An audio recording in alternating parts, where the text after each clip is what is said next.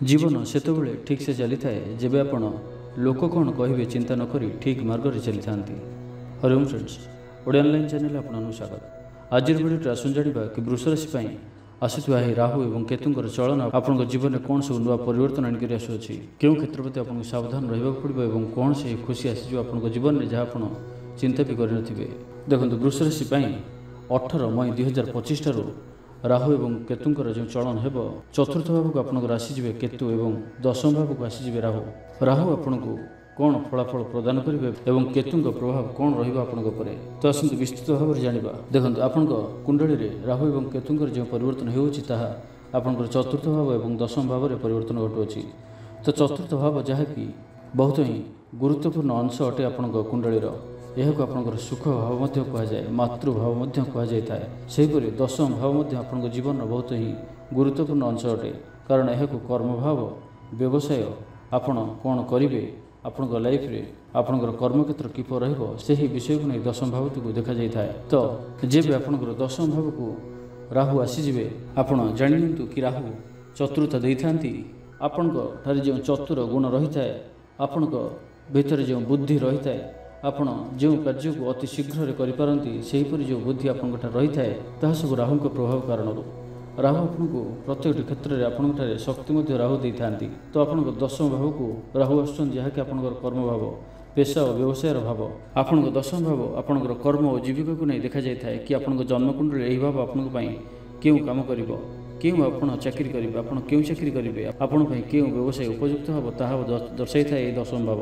ता सहित सामाजिक प्रतिष्ठा मान्यता आपण समाज में केते प्रसिद्ध हेबे, लोक मैंने केमी देखती आपको ताहा दशम भाव सूचना दे थाए।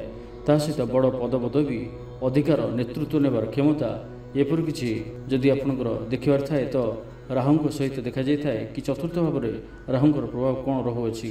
ता सहित पिता एवं पितांक सहित आपनकर संपर्क जीवन में आपनकर पितांकर भूमिका किपर रहिबो, पितांकर मध्य व्यवसाय कौन रहिबो ताहा मध्य दशम भाव देखा जाए थाए।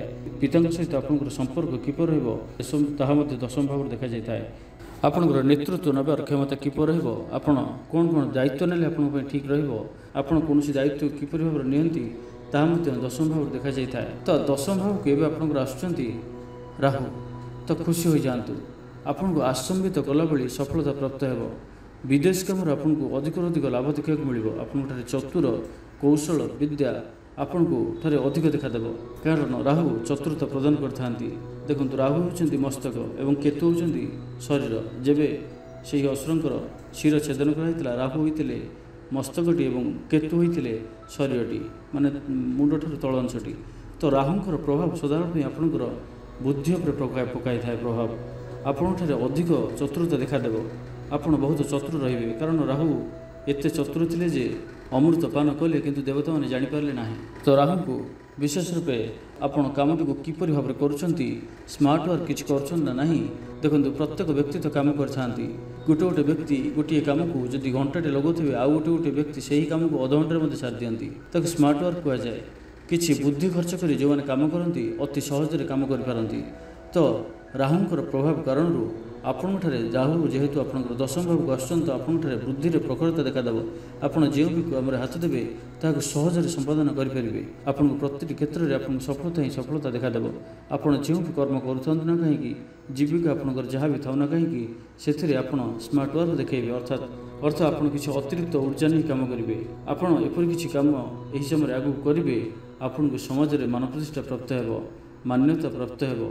जदि आप ऑफिस रे अछंती तो सहकर्मी मानकर सहयोग प्राप्त हो, उच्च पदस्थ अधिकारी प्रिय भाजन हे, सहित आप नेतृत्व क्षमता अधिक देखा देव। आपण समाज में प्रसिद्ध व्यक्ति हो पारती।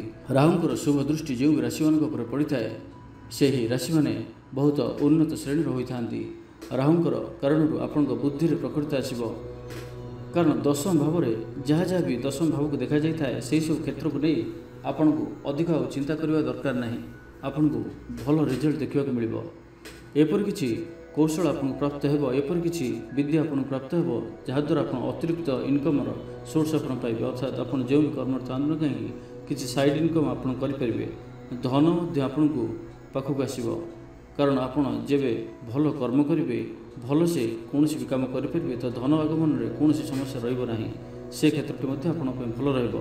ता सहित आपनकर पिताଙ୍କ सहित आपनकर संपर्क भल रहिबो।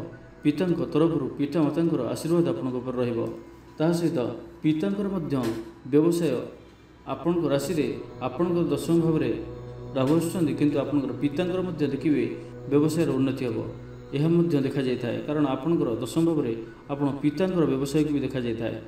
यही दृष्टि पितांकर मध्य व्यवसाय को नहीं भल समय आसुअछि एवं तांको सहित आपनकर संपर्क बहुत ही भल रहिबो। आपनकर दक्ष चालना क्षमता एवं दायित्व नेबार शक्ति अधिक देखा देबो।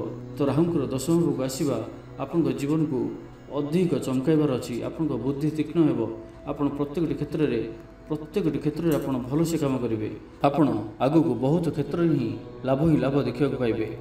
ता सहित चतुर्थ भाव विषय जब कथा तो चतुर्थ भाव माँ एवं मातृ सुख को नहीं देखा जाए, भौतिक सुख को नहीं देखा जाए। विशेषकर आपंकर सुख शांति आपंकर किपर रहा जीवन में सुख शांति किपर घर भितर शांति रहा ना, सुखदायक परिवेश रहा ना, घर जमी बाड़ी अन्य जिनिस किसी क्रय करें ना, आपंकर मनर इच्छा पूर्ण हो ना, मानसिक शांति आपंकर किपर आंतरिक स्थिरता आपंकर किपर रहा, बाल्यकाल शिक्षा माने छोट बेल छोट पिला शिक्षा किपर पढ़ापढ़ी भल करेंगे ना, जमी बाड़ी एवं कृषि संबंधी विषय को नहीं विशेष रूप चतुर्थ भाव को देखा जाए। यही सब क्षेत्र में आपन को टिके बाधा देखा कारण केतु होचंती माइनस ग्रह माने टिके आपन को पछु उठेल थांती से आपन को जदि खराब नहीं तथापि किसी ना किसी बाधा देखा देबो।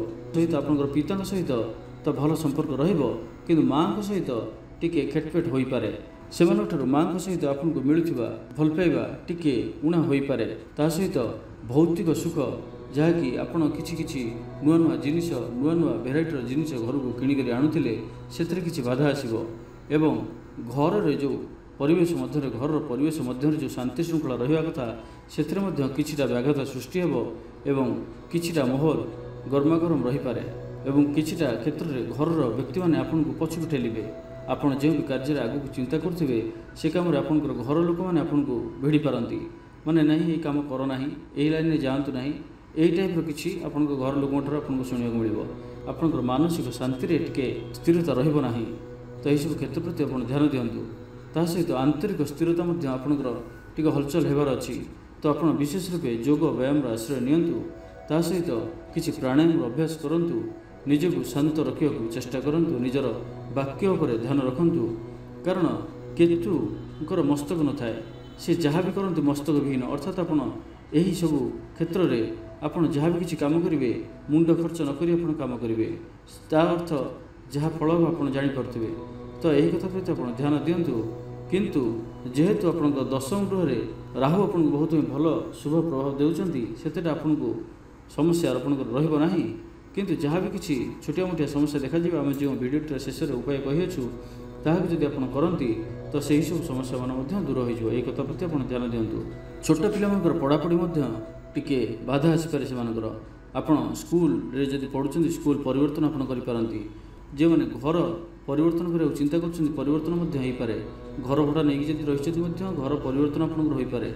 एपर किछि ना किछि परिवर्तन आपन एही आसुथिया समय आपन देखिया को मिलिबो।